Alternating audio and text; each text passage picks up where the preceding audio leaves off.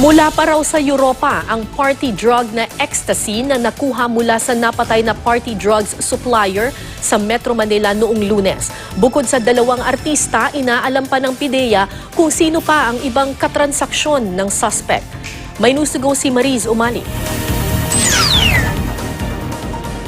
Case closed na raw na maituturing ang kaso ng umano'y main supplier ng party drugs sa Metro Manila na si John Steven Pasion matapos siyang mapatay sa buy-bust operation Lunes ng gabi.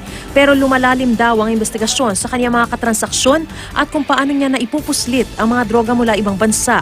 Hinala ng PIDEA, party drugs are transacted online and this probably explains the difficulty in detection. Kasi kung katulad po niyan, if they use the dark web and use online currency to transact, mahirap po kasi itong i-trace. nauna na sinabi ng PIDEA na galing the Netherlands ang mga ecstasy tablet at sa Europa naman nagmumula ang liquid ecstasy na umano'y sinusupply ni Pasion. At inaalam pa kung paano niya naipupuslit ang mga droga linggo-linggo mula first quarter ng 2018. Yung pag-smuggle in po nila, most likely would be through the mail and parcel systems. Nakikipag-ugnayan na raw ang PIDEA sa Postal Service at courier service providers para maisumbong agad sa kanila kung may mga kahinahinalang parcel o padala.